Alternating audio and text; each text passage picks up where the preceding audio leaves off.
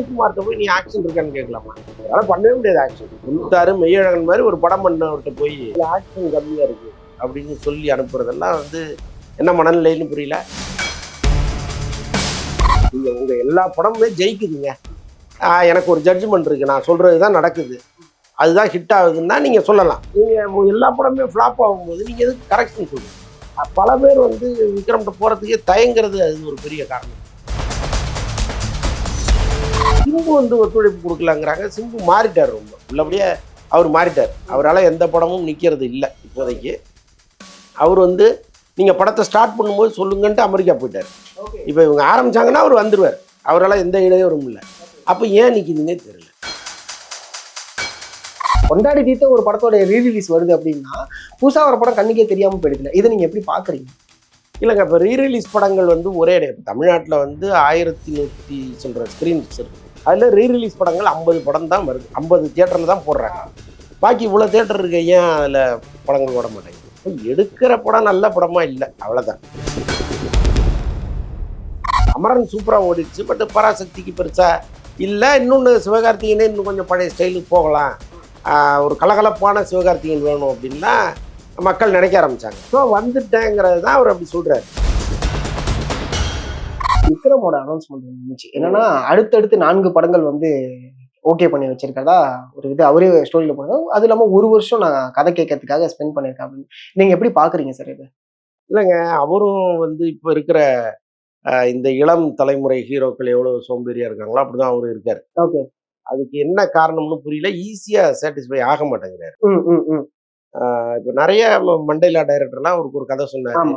First half மாற்று, second half மாற்று, இது சரியில்லை இது சரியில்லைன்னு வரட்டி விட்டாரு. இது மாதிரி நிறைய இயக்குனர்கள். பிரேம்குமாரும் அதான் சொல்றேன், இந்த பிரேம்குமார்ட்ட போய் நீ ஆக்ஷன் இருக்கான்னு கேட்கலாமா? அவர் அப்படி படம் எடுக்க முடியும். ஆனா அவரே அது வந்து இதுல ரத்தம் தெறிக்க ஒரு ஆக்ஷன் அவரால் பண்ணவே முடியாது. ஆக்ஷன் 96 மெய்யழகன் மாதிரி ஒரு படம் பண்ணவர்கிட்ட போய் ஒரு 10 பேரை கொல்ற மாதிரி ஒரு கதை கொடுங்கன்னா சத்தியமா அவரால் பண்ண முடியும். நீங்க அவர்கிட்ட போய் இதுல ஆக்ஷன் கம்மியா இருக்கு அப்படின்னு சொல்லி அனுப்புறதெல்லாம் வந்து என்ன மனநிலைன்னு புரியல. பட் அவர் என்னன்னா, இப்ப நாங்க வலைபேச்சுல பேசணும், விக்ரமுக்கு படமே இல்லை, வீட்டுல உட்காந்துருக்காரு அப்படின்னு பேசினோடனே அவர் எங்களுக்கு படம் இருக்குன்னு சொல்றாரு. மக்கான பதில் தான். ஆக்சுவலா 4 பேர் இருக்காங்களா இல்லையாங்கிறது அவர் மனசாட்சிக்கு தெரிஞ்ச விஷயம், நமக்கு தெரியாது. பட் யார் வந்தாலும் கொஞ்சம் சுதந்திரமா விடணும். இப்போ நீங்க அண்மை காலமா நீங்க வெற்றி கொடுத்து எத்தனை வருஷம் ஆச்சு? எப்பவோ வெற்றி கொடுத்துருக்காரு, எப்பவோ கொடுத்துருக்காரு. அது தெரியல, இருமுகனுக்கு அப்புறம் இன்னும் பெருசா வெற்றி கொடுத்த மாதிரி எனக்கு தெரியல. கமர்ஷியலா வெற்றியா? பெரிய வெற்றிங்க. பெரிய வெற்றி பெருசா எனக்கு ஒன்றும் தெரியல. ஸோ அப்படிப்பட்ட ஒருத்தர் நான் கரெக்ஷன் சொல்றேன் அப்படின்னு இறங்குறது நியாயமா? நீங்க உங்க எல்லா படமுமே ஜெயிக்குதுங்க, எனக்கு ஒரு ஜட்ஜ்மெண்ட் இருக்கு, நான் சொல்றதுதான் நடக்குது, அதுதான் ஹிட் ஆகுதுன்னா நீங்க சொல்லலாம். கரெக்ட். நீங்க எல்லா படமே ஃபிளாப் ஆகும்போது நீங்க எதுக்கு கரெக்ஷன் சொல்லுங்க?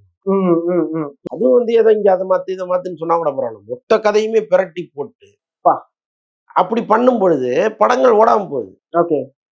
பல பேர் வந்து விக்ரம்கிட்ட போறதுக்கே தயங்குறது அது ஒரு பெரிய காரணம்.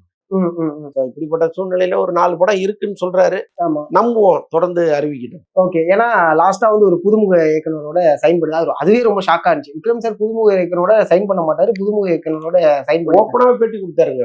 ஒரு படம் பண்ண இயக்குனர்களோட தான் நான் முதல்ல கதையை கேட்பேன் அப்படின்லாம் பேட்டி கொடுத்தாரு அவரு. அது ரொம்ப ஆச்சரியமா தான் இருந்துச்சு. அதை பார்க்க. பட் இப்ப அதுவுமே கொஞ்சம் அப்படியே ஸ்டாப்பா அப்படிங்கிற ஒரு டாக்லாம் வந்துகிட்டு இருக்கு சார், உண்மையா சார்? அது அவர் எங்கேயுமே போகலைங்க, வீட்டுல தான் இருக்காரு. எதுக்குமே அவர் போகல. சார், அரசனுடைய செகண்ட் ஷெட்யூல் ஸ்டார்ட் ஆயிடுச்சு, அது போயிட்டு இருக்கு அப்படிங்கிற மாதிரியான நிறைய விஷயத்த வந்து சோஷியல் மீடியால பார்க்க முடியுது. அது எப்ப சார் எதிர்பார்க்கலாம்? அந்த ஷெட்யூல் எப்படி போயிட்டு இருக்கு? எனக்கு தெரிஞ்சு அரசன் செகண்ட் ஷெட்யூல் ஸ்டார்ட் ஆகிற மாதிரி தெரியல. ஏதோ சோசியல் மீடியாவில் போட்டுட்டு இருக்காங்க, அது தெரியல. சிம்புவும் அமெரிக்கால இருந்து இன்னும் வரல. அப்புறம் எப்படி இப்படி செய்தி வருதுன்னு தெரியல. ஒருவேளை இன்னும் 4-5 நாள்ல ஆரம்பிக்கிறாங்களான்னு எனக்கு தெரியாது. பட் நடக்கல. இப்போ நாம பேசிட்டு இருக்கிற இந்த நிமிஷம் நடக்கல. அடுத்து வந்து டியூட் படத்தோட இயக்குனரோட சிம்பு வந்து இணைய போகிறார் அப்படிங்கிற ஒரு விஷயமே வந்துகிட்டு இருக்கு. அது உண்மையா சார்? அது சிம்புவுக்கு நிறைய பேர் கதை சொல்றாங்கங்க, வெயிட்டிங் லிஸ்ட்ல போட்டு வைக்கிறாரு. பட் எதுவும் நகர மாட்டேங்குது. ஏற்கனவே அஸ்வத் மாரிமுத்து டிராகன் பட டைரக்டர் ஏஜிஎஸ்ல கமிட் ஆகி உட்காந்துருக்காரு. ராம்குமார் பாலகிருஷ்ணன் படம் இல்ல, பார்க்கிங் டைரக்டர். அது இப்போ வந்து சூர்யா அவர்கள்ட்ட போயிருக்காரு, அங்கேயும் அவங்க பெண்டிங்ல வச்சிருக்காங்க, அது இன்னும் ஃபைனல் ஆகல. தேசிங் பெரியசாமி உங்களுக்கு தெரியும், அது பெரிய பட்ஜெட் படம், அதனால நடுவில் ஒரு படம் பண்ணிட்டு வாங்கன்னு அனுப்பி விட்டாங்க. ஆமா. இப்போதைக்கு அடுத்து அஸ்வத் மாரிமுத்து தான். ஓகே. வெற்றிமாறன் அதை முடிச்சுட்டு அஸ்வத் மாரிமுத்து. நடுவில் ஏதோ மாநாடு டூருக்குங்கிற மாதிரி ஒரு தகவல் ஒன்று போயிட்டு இருக்கு. அது உண்மையா பொய்யான்னு நமக்கு தெரியல. ஓகே. பட் அப்படி ஒரு டாக் ஒன்று போயிட்டு இருக்கு. என்ன இருந்தாலும் வெற்றிமாறன் படத்தை அவர் முடிச்சாதான் அடுத்த படத்துக்கு போக முடியும். இது வந்து இன்னும் நகரவே மாட்டேங்குது. அதுக்கு நிறைய காரணங்கள் சொல்றாங்க. எந்த காரணமும் வந்து அதுதானாங்கிற மாதிரி தெரியல நமக்கு. புரியுது. இப்போ தனுஷாரால ஃபைனான்ஸ் ரைஸ் பண்ண முடியலன்னு சொல்றாங்க. அவ்வளோ பெரிய தயாரிப்பாளர் அவருக்கு ஃபைனான்ஸ் கேட்டா கொடுக்கறதுக்கு அவ்வளோ பேர் இருக்காங்க. ஆமா. அப்ப அதனால அது நிக்கிறதுக்கு வாய்ப்பு இல்லை. வெற்றிமாறன் வந்து ஃபுல் ஸ்கிரிப்ட் ரெடி பண்ணல அப்படிங்கிறாங்க. அதுக்கு கொஞ்சம் வாய்ப்பு இருக்கு. ஓகே. ஆனாலும் வந்து அவரு ஃபுல் ஸ்கிரிப்டை முடிவு பண்ணிட்டு போற டைரக்டர் கிடையாது. அங்க போய் உட்காந்து நினைச்சு எடுப்பாரு அவர். அதனால அந்த காரணமும் அவுட்டு. ஓகே. சிம்பு வந்து ஒத்துழைப்பு கொடுக்கலங்கிறாங்க. சிம்பு மாறிட்டார், ரொம்ப உள்ளபடியே அவர் மாறிட்டார். அவரால் எந்த படமும் நிக்கிறது இல்லை இப்போதைக்கு. அவர் வந்து நீங்க படத்தை ஸ்டார்ட் பண்ணும்போது சொல்லுங்கன்ட்டு அமெரிக்கா போயிட்டாரு. இப்ப இவங்க ஆரம்பிச்சாங்கன்னா அவர் வந்துருவார். அவரால் எந்த இடையூறும் இல்லை. அப்ப ஏன் நிக்குதுன்னே தெரியல. புரியுது. ஏன்னா இது ஒரு தடவையும் ஒரு விஷயம் இவருக்கு மட்டும் எங்கேருந்து வருதுன்னே தெரியல அப்படிங்கிற மாதிரி தான் உருவாகிட்டு இருக்கு. அடுத்து இந்த ரீ-ரிலீஸ், இந்த கலாச்சாரம் வந்து ஓகே, ஒரு வகையில நாஸ்டாலஜி மெமரிஸை நம்ம திருப்பி போய் பார்க்குறோம், என்ஜாய் பண்றோம், ஃபைன். பட் இதனால புது படங்கள் செத்து போகுது. படம் வருதுன்னே தெரிய மாட்டேங்குது. ஒரு நம்ம கொண்டாடி தீர்த்த ஒரு படத்தோட ரீ-ரிலீஸ் வருது அப்படின்னா புதுசா ஒரு படம் கண்ணுக்கே தெரியாம போயிடுதுல. இதை நீங்க எப்படி பாக்குறீங்க? இல்லைங்க, இப்போ ரீ-ரிலீஸ் படங்கள் வந்து ஒரே இப்போ தமிழ்நாட்டில் வந்து 1100 சொல்ற ஸ்க்ரீன்ஸ் இருக்கு. அதில் ரீ-ரிலீஸ் படங்கள் 50 படம் தான் வருது. 50 தியேட்டரில் தான் போடுறாங்க. பாக்கி இவ்வளோ தியேட்டர் இருக்கு, ஏன் அதில் படங்கள் ஓட மாட்டேங்குது? ஓகே. அப்போ எடுக்கிற படம் நல்ல படமா இல்லை, அவ்வளோதான். ஓகே. சின்ன படங்கள் நிறையா வருது, இது தியேட்டர் கிடைக்குதுன்னா ஒரு பிரச்சனை ஒன்று போயிட்டு இருக்கு. தியேட்டர் பெருசாக கிடைக்க மாட்டேங்குது, சின்ன படங்களை புறக்கணிக்கிறாங்கன்னா சொல்கிறாங்களே தவிர நல்ல படங்களை புறக்கணிக்கிறாங்கன்னா இல்லை. நீங்கள் சின்ன படங்கள்லேயே நிறைய நல்ல படங்கள், ரொம்ப பொய்ட்டிக்கான படம், ரொம்ப சுவாரஸ்யமான படம்லாம் வருது. அந்த படங்களுக்கு தர்ற ஆதரவு கட்டாயமாக தியேட்டருக்காரங்க கொடுத்துட்றாங்க. அதனால ஒரேடியாக அந்த குற்றச்சாட்டை இப்படி மேலோட்டமாக பார்க்க முடியாது. ரொம்ப உள்ளே போனீங்கன்னா அதுக்குள்ளே நிறைய பிரச்சனைகள் இருக்குது. அதனால ரீ-ரிலீஸ் படங்கள் வந்து ஒரேடியாக சின்ன படங்களை காலி பண்ணிடுது அப்படிங்கிறதுல நமக்கு உடன்பாடு இல்லை. புரியுது. அதே நேரம் வந்து ரீ-ரிலீஸ் படங்கள் தேவையற்றதான்னா தேவைதான். ஏன்னா இப்போ பல தியேட்டருக்காரர்கள் ரன் பண்ணுவதற்கு வந்து இந்த மாதிரி பெரிய படங்கள் தேவைப்படுது. ஓகே. இப்போ அமீர் படம் வந்து மௌனம் பேசி பண்றாங்க. சூர்யா ரசிகர்கள் கூட்டமாக உள்ள வராங்க. அப்போ இந்த மாதிரி பெரிய நடிகர்கள் படம், கில்லி மாதிரி படம், துணிவு மாதிரி படம், இப்போ இந்த மாதிரி பெரிய நடிகர்கள் படம் வரும்போது தியேட்டருக்காரங்களுக்கும் ஒரு ஷேர் வருது. எப்போ அந்த படத்தை தயாரித்த தயாரிப்பாளர்கள் மறுபடியும் கொஞ்சம் லாபம் அடைகிறாங்க. அதில் ஒன்றும் தப்பு இல்லை. ஆனால் நல்ல படங்களும் இந்த மாதிரி நீண்ட காலமா காத்திருக்கிற படங்களும் வரும்பொழுது இவங்க வந்து ஆக்கிரமிச்சாங்கன்னு வைங்களேன், அது தப்பு தான். அது பெரும்பாலும் நடக்கிறது இல்லையா? ஓகே. ஏன்னா பார்க்கும்போது இப்ப போன வாரம்லாம் வந்து பாத்தீங்கன்னா மௌனம் பேசியது வந்துச்சு. ஏன்னா 2 படங்கள் ஐ மீன் புது படங்கள் வந்துச்சு. மயிலாடுன்னு ஒரு படம் வந்துச்சா அப்படிங்கிற ஒரு கேள்வியெல்லாம் இல்லைங்க. எப்பவுமே படத்தின் தன்மைங்க. மயிலாடு சூப்பரான படமா இருக்கு அப்படின்னா கட்டாயமா அதை தேடியாவது வந்து பார்த்துருவாங்க. 10 பேர் 100 பேர்கிட்ட சொல்லுவாங்க, 100 பேர் 1000 பேர்கிட்ட சொல்லுவாங்க, அது க்ரௌடு வந்துடும். அது மாதிரி நிறைய படங்கள் இங்கே ஓடி இருக்கு. படம் சுமாரா இருக்கிற பட்சத்தில் அதை வந்து அடுத்த ஷோவுக்கு ஆள் வர மாட்டாங்க. அதுதான் மயிலாடுக்கு நடந்திருக்கும்னு நான் நினைக்கிறேன். புரியுது. மற்றபடி வந்து இந்த பெரிய படங்கள் வந்து ரீ-ரிலீஸ் படங்கள் வந்து மயிலாட காலி பண்ணிடுச்சுன்னா அது சரியான வாதம் இல்லை. புரியுது சார். அடுத்து சேயோனுக்கு இங்க ஒரு பிரச்சனை வந்திருக்கு. என்ன அப்படின்னா, இல்ல இது மாயோன் படத்துடைய 2வது பாகமா நாங்க எடுக்கலான்னு வச்சிருந்தோம், நீங்க சேயோன்னு வச்சிட்டீங்க அப்படின்னு சொல்லிட்டு ஒரு விஷயம் சொல்லிருக்காங்க. நல்ல வேளை பொன்னியின் செல்வன் நாங்க எடுக்கிறதா இருந்தோம், நீங்க ஏன் எடுத்தீங்கன்னு சண்டைக்கு போகாம இருந்தாங்க. அது ஓப்பன் சோர்ஸ் சார். இல்லைங்க, எதுவா இருக்கட்டுமே.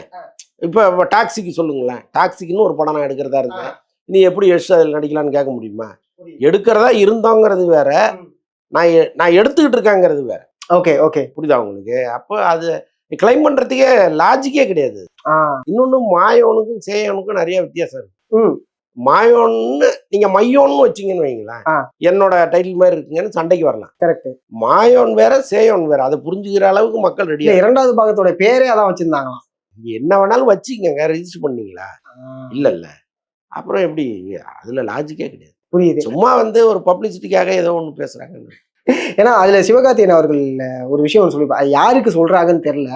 ஓஜி இஸ் கம்பேக் அப்படிங்கிறது வந்து எப்படி ஓஜி ஆக முடியும் அப்படிங்கிற ஒரு கேள்வி ஒண்ணு கேட்க ஆரம்பிச்சு, சிவகார்த்திகேயன் எப்படி ஓஜி ஆவாரு அப்படிங்கிற கேள்வி கேட்க ஆரம்பிச்சிட்டாங்க. அடுத்து வாடான்னு இல்ல, இதை வந்துட்டேன்டா, இது வந்து நிறைய பேர் வந்து ட்ரோல் பண்ண ஆரம்பிச்சிருக்காங்க சமூக வலைதளத்துல. என்ன நீங்க ஓஜிங்கிறீங்க, யாருக்காக வரேன்னு சொல்றீங்க, இதை நீங்க எப்படி பாக்குறீங்க சார்? இல்லைங்க, ஆக்சுவலா வந்து சிவகார்த்திகேயன் ரஜினி முருகன் மாதிரியோ வருத்தப்படாத வாலிபர் சங்கம் மாதிரியோ படம் கொடுத்து ரொம்ப காலம் ஆச்சு. முக்கியமா வில்லேஜ் டிராப்ல ஒரு படம் ஒரு பண்ணலங்கிறது தான் ஒரு குற்றச்சாட்டா இருக்கு. இதோ வந்துட்டாங்கிறாரு, அவ்வளவுதான். அந்த மாதிரி ஒரு பட ஸ்டைல்ல நான் இப்போ வர்றேன். ஏன்னா அதுல இன்னொரு வசனம் வேற இருக்கும், அவன் மட்டும் பட்டாளத்துக்கும் போராட்டத்துக்கும் போயிட்டு இருந்தா அவனுக்கு வாடா வாடா நீங்க இதுன்னா அமரனையும் பராசக்தியும் சொல்றாங்க. அதான் சொல்றேனே, அந்த மாதிரி படங்களுக்கு பெரிய வரவேற்பு இங்க இல்ல. அமரன் சூப்பரா ஓடிடுச்சு, பட் பராசக்திக்கு பெருசா இல்ல. இன்னொன்னு சிவகார்த்திகேயனே இன்னும் கொஞ்சம் பழைய ஸ்டைலுக்கு போகலாம், ஒரு கலகலப்பான சிவகார்த்திகேயன் வேணும் அப்படின்லாம் மக்கள் நினைக்க ஆரம்பிச்சாங்க. சோ வந்துட்டேங்கிறது தான் அவர் அப்படி சொல்றாரு. அதுல ஒண்ணும் தப்பு இல்லையா? அவரு கண்டிப்பா நினைச்ச மாதிரி நான் வந்துட்டேங்கிறாரு, அவ்வளவுதான். அது மாதிரி ஓஜி இஸ் கம்பேக், அது என்ன? இப்ப இந்த ஓஜிங்கிற வார்த்தை என்ன முடிவு பண்ணிட்டாங்கன்னா, அதுக்கு அர்த்தம் எதுவா வேணாலும் இருக்கட்டும், ஆனால் பழைய ஸ்டைல்ல நான் வந்துட்டேங்கிறத இப்போ ஓஜின்னு போட ஆரம்பிச்சாங்க எல்லாத்துக்கும். அப்படிதான் அது அப்படிதான் பார்க்க முடியுது. ஏன்னா எல்லாருமே என்ன ஓஜிங்கிறீங்க, ஏங்க இவர் எப்படிங்க ஓஜி ஆக முடியும்? ஒரு கரண்ட்ல இருக்கவர் ஆச்சேங்க, ஃபீல்ட் அவுட் ஆனாதான் ஓஜிஸ் கம்பேக்னு சொல்ல முடியும். ஸோ இந்த ஒரு கேள்விகள் வந்து எல்லாருமே கேட்க ஆரம்பிச்சிட்டாங்க. அது என்னன்னா அடுத்த கட்ட ஜென்ரேஷன் அப்படின்னு சொல்லிட்டு இப்ப 100 கோடி அடிக்கக்கூடிய படங்கள்ல அடுத்த கட்ட ஜென்ரேஷன் தான் இருக்காங்க. முன்னாடி இந்த ஹீரோக்கெல்லாம் பெருசா 100 கோடி அடிக்க முடியும். பிரதீப் ரங்கநாதன் அது மாதிரி ஒவ்வொருத்தவங்களா வர ஆரம்பிச்சிட்டாங்க அப்படிங்கிற ஒரு விஷயம் இருக்கு. இது நீங்க எப்படி பாக்குறீங்க? இல்லைங்க, அந்த பழையன கழிதலும் புதியன புகுதலும் வந்துட்டே இருக்கும் எப்பவுமே. இப்ப பிரதீப் ரங்கநாதன் வந்து இளைஞர்களின் தேசிய கீதமா இருக்காரு, எங்க போனாலும் அவருக்கான வரவேற்புங்கிறது பயங்கரமா இருக்கு. ஸோ இவர் வந்து அப்படி குரோத் ஆகி ஒரு பெரிய இடத்துக்கு வருவார். சிவகார்த்திகேயன் வந்தப்போ எப்படி எல்லாமே ரசிச்சோமோ அந்த மாதிரி அடுத்த இடத்துக்கு அவர் வருவார். ஸோ இது வந்து சினிமாவில் தவிர்க்க முடியாது. அதே நேரத்தில் ஏற்கனவே இங்கே வந்து ரஜினியோ கமலோ அஜித்தோ விஜயோ இன்னும் தனுஷோ இவங்க பண்ணதெல்லாம் வந்து நான் ஈஸியாக பண்ணிடுவேன்னா சொல்ல முடியாது. அவங்கெல்லாம் நிறைய அந்த மாதிரி பண்ணிட்டு இன்னமும் ஃபீல்டில் நிற்கிறாங்க. இப்போ வந்து நிற்கிறாங்கல்ல 2 பேரும். இது மாதிரி ஒரு படத்தை உங்களால் கொடுக்க அது என்ன ஏஜ்ல என்ன ஓட்டம், அதை தான் சொல்கிறேன் நான். அப்போ அவங்களுக்கான இடம்ங்கிறது அப்படியே தான் இருக்கு. இவங்க அந்த இடத்தை நோக்கி வருவதற்கு வளர்வதற்கு ஒரு முயற்சி பண்றாங்க. அது கட்டாயம் நடக்கணும், அதுதானே சினிமா. ஆமா, ஏன்னா அந்த 100 கோடி நம்ம இதுல இந்த பிரச்சனை எப்ப சார்? ஏன்னா முன்னாடி பாக்ஸ் ஆபீஸ்னு ஒண்ணு இருந்துச்சு, அதை தாண்டி எவ்வளவு நாள் ஓடிச்சு அந்த போஸ்டர் தான் நம்ம அதிகமா பார்ப்போம். 100 நாள் 50 நாள் 20 நாள். இன்னைக்கு 2ஆம் நாள்லாம் சக்சஸ் மீட் கொண்டாட ஆரம்பிச்சிட்டாங்க. அது எப்படி 2ஆம் நாளே சக்சஸ் ஆகுதுங்கிற கேள்வி எல்லாரும் ஷோவே கொண்டாடுறாங்க. நாங்க படத்தை ரிலீஸ் பண்ணதே பெரிய சக்சஸ் தான் அப்படின்னு கொண்டு வராங்க. ஸோ அது வந்து இப்போ என்னன்னா, முன்ன வந்து ஒரு 50 தியேட்டரில் படத்தை ரிலீஸ் பண்ணுவாங்க, அது 100 நாள் ஓடும். இப்போ வந்து 1000 தியேட்டரில் ரிலீஸ் பண்ணி 5 ஷோ ஒன்னாலே போதுங்கிறாங்க. இந்த ஒரே நாளில் கலெக்ஷன் எடுக்கிறது தானே. ஆமா, அந்த ஸ்டைல் வந்துருச்சு இப்போ. அதான் சினிமா மாற மாற அதனுடைய வியாபாரங்களும் மாறிக்கிட்டு இருக்கு, அவ்வளோதான். புரியுது சார். ரொம்ப நன்றி, உங்களோட அழகான நேரத்தை எங்களுக்கு கொடுத்ததுக்கு ரொம்ப நன்றி. நிறைய விஷயங்களை பகிர்ந்ததுக்கு ரொம்ப நன்றி சார்.